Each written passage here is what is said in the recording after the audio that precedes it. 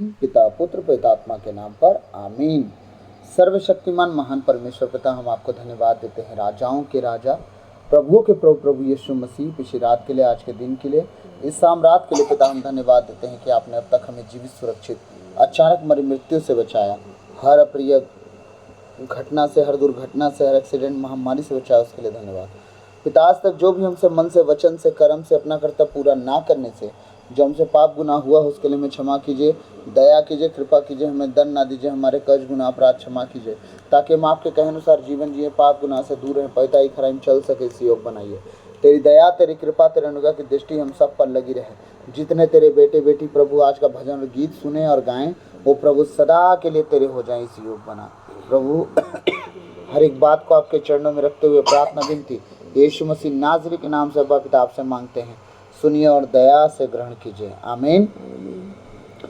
मैं यहूदा के सिर यीशु नाज़री का बेटा हूँ, मैं यहूदा के सिर यीशु नाज़री का बेटा हूँ, मैं राजाओं के राजा यीशु नाज़री का बेटा हूँ, मैं राजाओं के राजा यीशु नाज़री का बेटा हूँ, मैं यहूदा के सिर यीशु नाज़री का बेटा हूँ, मैं यहूदा के सिर यीशु नाज़री का बेटा हूँ,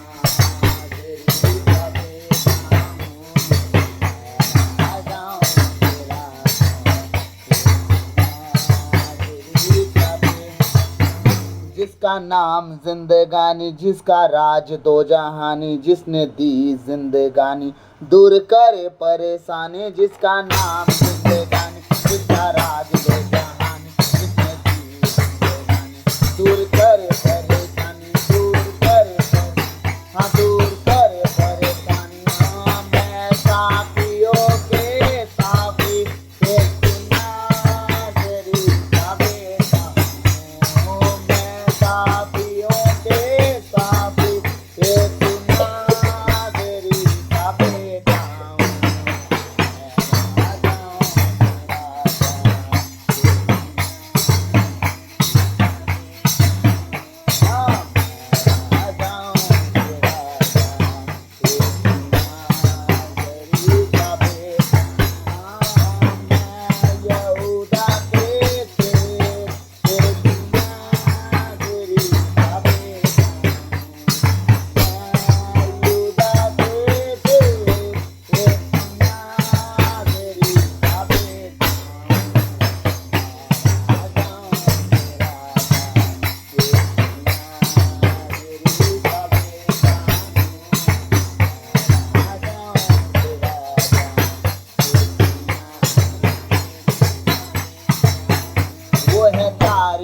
योग, इसकी माने सारे लोग, हो जाओगे आजाद, मिटेंगे सारे रोग। वो है तारीफ के योग, इसकी मानो सारे लोग, हो जाओगे आजाद और मिटेंगे सारे रोग। हाँ, मिटेंगे सारे रोग। जो बंधनों को तोड़े, एक नागरी का बेटा हूँ। जो बंधनों को तोड़े, एक नागरी का बेटा हूँ। मैं राजाओं के राजा,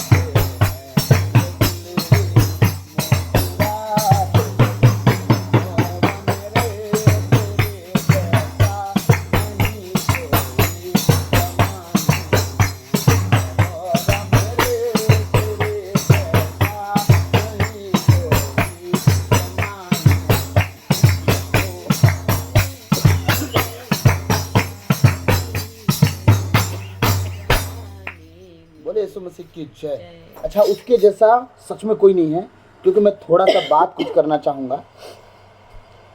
एक बात पूछूं, पेट्रुस कौन था? एक बिजनेसमैन, है ना। पेट्रुस क्या था? एक बिजनेसमैन था। क्या करता था वो? बिजनेस, मछली का बिजनेस करता था। है? एक दिन पूरी रात उन्होंने मछली खोजा, नहीं पाया। सॉरी। दिन में जब यीशु ने कहा जाल अपनी दाहिनी ओर डाल, उन्होंने कहा हमने पूरी रात मेहनत किया, मछली रात में मिलती है, दिन में नहीं। और उनका अनुभव था, ठीक, मछुआरे थे, लेकिन कहते तेरे कहने पे हम डाल रहे हैं। ठीक, जब उन्होंने जाल डाला, इतनी मछली मिली, जाल फटने लगी, फटी नहीं, फटने लगी पर फटी नहीं। फट सकती थी, लेकिन उस जाल को भी मजबूत परमेश्वर ने किया उस टाइम, ताकि वो फटने ना पाए, क्योंकि वो नाव भर गई उस जाल से।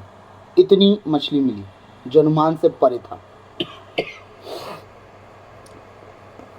4 व्यक्ति एक लकवा पीड़ित को लेके गए, ठीक है, रोगी, अर्धांग रोगी। वो भी पूछा होगा भैया कहाँ लेके जा रहे हो मुझे? उन्होंने क्या कहा होगा? दोस्ती है निभानी है आज हमको, खर्चा हमारा जो होगा हम देख लेंगे, लेकिन लेके तो आज चलेंगे यीशु के पास। सोचिए वो चारों दोस्त कितने खतरनाक थे कि दूसरे के घर का छानी खोल दिए। अब छानी कितना खोले होंगे कि 4 पाई उतरी है नीचे। आदमी लटका के धीरे से नहीं नीचे दिल सुरंग बना के उतारे, पूरी छानी उधेड़ दिए, खटिया सहित नीचे उतार दिए पुलपिट पे, चाहे सो प्रचार कर रहे थे, है ना। कितनी बड़ी छानी रहोगे, और चारों आदमी दूसरे का घर उजाड़ दिए। कितना रिस्क लिए वो लोग। जब उनको यीशु के पास जाने का रास्ता नहीं मिला तो घर के छत को खोल दिए और खटिया सहित नीचे उतार दिए। और वो चारे कितने डेंजर रहे होंगे, चारों आदमी मिलके छत तक ले गए उस आदमी को। पक्का का घर नहीं था उस टाइम, सीढ़ी सीढ़ी गए, छत में चढ़ गए, छत को बिल्डिंग करके काट के था नीचे डाल दिए। जैसा भी घर रहा होगा, हाँ, यीशु के पास गया वो। यीशु ने कहा तेरे विश्वास के कारण तू चंगा हो। विश्वास 4 दोस्त का था, उसका था ही नहीं, लेकिन प्रभु ने वो मेहनत देखा।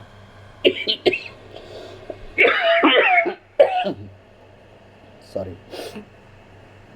आपने देखा जब 12 साल से पीड़ित महिला भटक रही थी, दर भटक, जब यीशु मसीह के पास गई, उसके कपड़े का पल्ला छूने का विश्वास था उसका, बस छू लिया, चंगाई पा गई।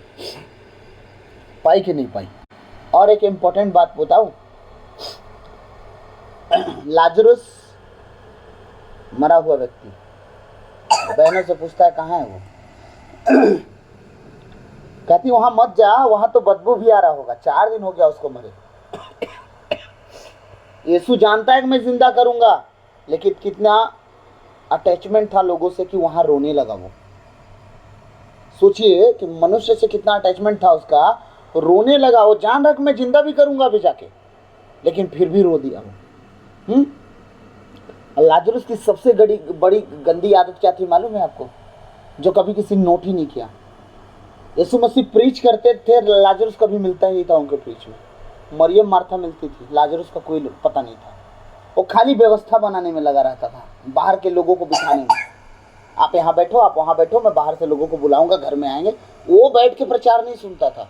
कभी जिक्र हुआ उसका कि आज लाजरुस भी बैठा था वहां पे?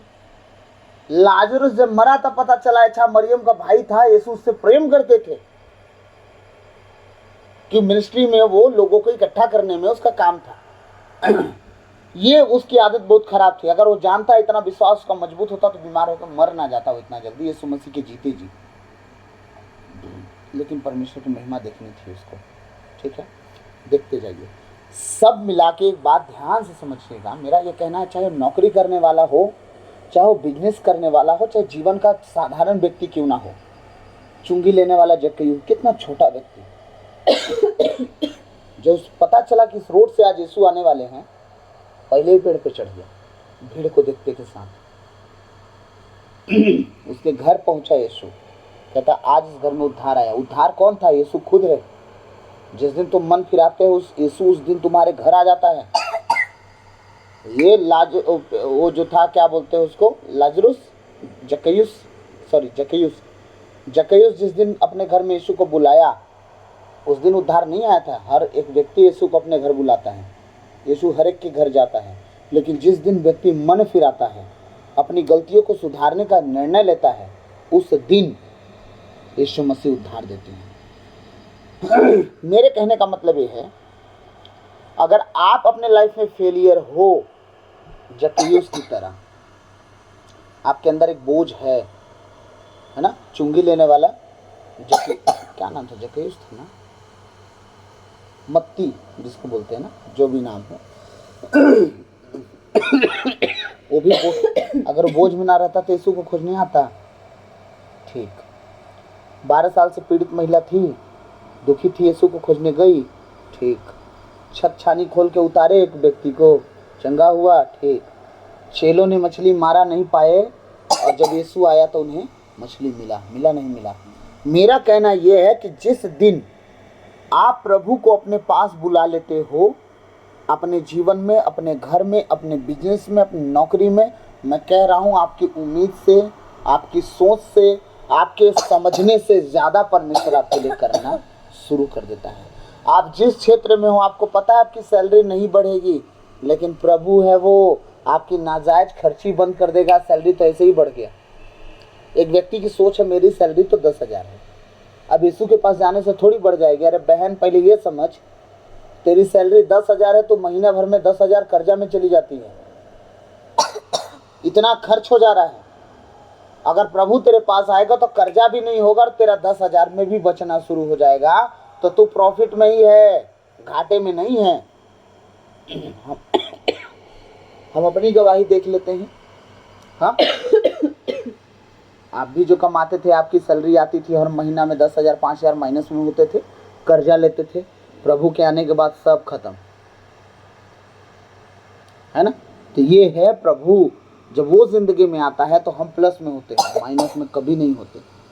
तो प्रभु को अपनी ज़िंदगी में आने दो, हर चीज़ ब्लेस हो जाएगा, हर जगह हम बढ़ जाएंगे, हर जगह तरक्की और उन्नति हमें मिलना शुरू हो जाएगी। इसके लिए आप 4 काम करो।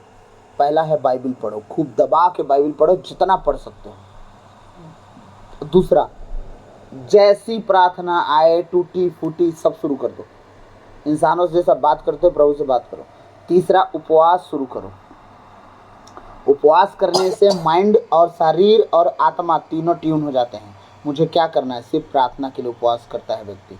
उपवास करके घूमो मत, उपवास करके प्रार्थना में बैठो। और चौथा, ऐसे ऐसे भजन और गीत को गाओ जो परमेश्वर को प्रेजेंट करे। हवाबाजी वाले गीत नहीं गाओ, प्रभु को प्रेजेंट करने वाले गीत गाओ।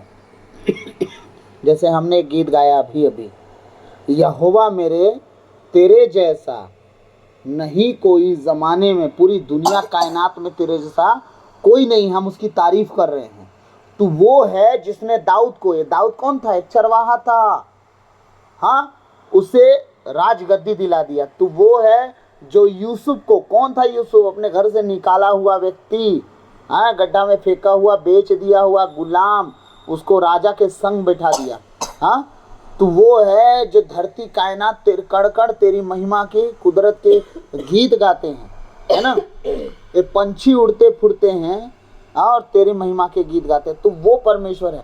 हम क्या कर रहे हैं, उसकी महिमा कर रहे हैं, उसको बड़ा बता रहे हैं। इस तरह के भजन और गीत हमें सदा व सर्वदा परमेश्वर के करीब रखेगी और परमेश्वर हमसे खुश रहेंगे। हमें गीत गाए, मैं यहूदा के शेर यीशु नासरी का बेटा हूँ। हमारा प्रभु यहूदा गोत्र का बब्बर शेर है, तो हम उसके बेटे बेटी तो हैं ही, है ना। तो हम ये जो गीत गाते हैं, हम प्रभु को प्रेजेंट करें अपने गीतों में, उसे लाएं और उसे बड़ा बताएं, ताकि परमेश्वर कहे कि मेरे बच्चे मुझे समझते हैं, है ना। तो अपने गीतों में परमेश्वर को ऐसा अप्रिशिएट करना है, इतना बड़ा बनाना है कि आपको लगे कि हम जिसको महिमा दे रहे हैं सच में कायनात का मालिक है। वो ऐरा गैरा नहीं है, वो हवाबाजी में लेने लायक परमेश्वर नहीं। परमेश्वर सच में परमेश्वर है जो हर एक चीज़ को नियंत्रण में रखता है। हवा भी चलता है तो पत्ता हिलता है तो उसकी मर्जी से हिलता है। ऐसा परमेश्वर हमारा परमेश्वर है। तो सोच के देखो हमें उसे आदर कितना देना चाहिए। कहता है, अगर तुम कहते हो कि मैं तुम्हारा प्रभु हूँ तो फिर प्रभु हूं तो उसका आदर कहाँ है? उस प्रभु होने का आदर भी तो चाहिए। हम यीशु मसीह को क्या बना के रखे हैं अपने घरों में? उसे किस तरह का आदर दे रहे हैं? ना कोई दुआ का टाइम, ना कोई प्रार्थना का टाइम, ना कोई बाइबल पढ़ने का टाइम, ना कोई उपवास करने का टाइम, ना कोई संगति करने का टाइम। हम बस जिंदगी जिए जा रहे हैं। अरे भाई, पहले सोच के देखो कहाँ तक जियोगे? 80 साल, 100 साल, 200 साल, 1000 साल, इसके बाद तो मरोगे। अब मरने के बाद क्या है? असल जीवन तो वहां शुरू होगी। हम तो धरती पर सो जाएंगे, मरेंगे नहीं, सो जाएंगे। असल में इंसान कभी मरेगा ही नहीं। इंसान कभी नहीं मरेगा। आप बोलेंगे कहाँ हवाबाजी बात कर रहे हो तुम ब्रदर? सच कह रहा हूं, इंसान कभी नहीं मरेगा। धरती पर वो सोएगा। बाइबल कहती है तुम एक दिन सो जाओगे। नश्वर दे मिट्टी का दे, मिट्टी को चला जाएगा। लेकिन तुम, जो तुम हो, जो तुम्हारी वजूद है, जिसे आत्मा कहते हैं, तुम कभी नहीं मरोगे।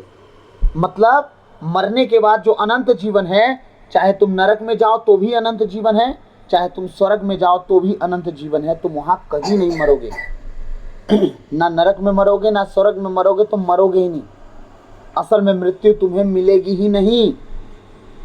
इंसान कभी नहीं मरेगा, ये गारंटी और ये तय है। मानव जाति कभी मरेगा ही नहीं, चाहे वो नरक जाए चाहे स्वर्ग जाए। इस बात का ध्यान रखिए।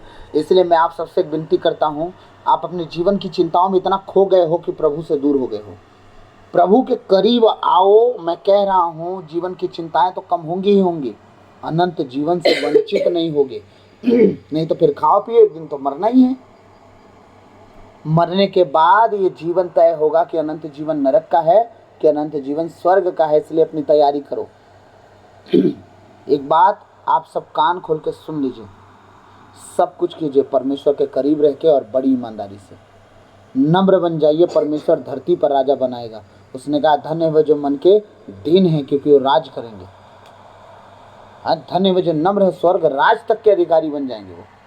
इसलिए अपने जीवन में हर एक चीज को साइड में रख के अपने खुदा के करीब आ जाइए। परमेश्वर इतना ऊंचा उठाने वाला परमेश्वर है कि दाऊद जैसे चरवाहे को 12 गोत्र का राजा बना सकता है। यूसुफ जैसे एक नौकर को प्रधानमंत्री बना सकता है।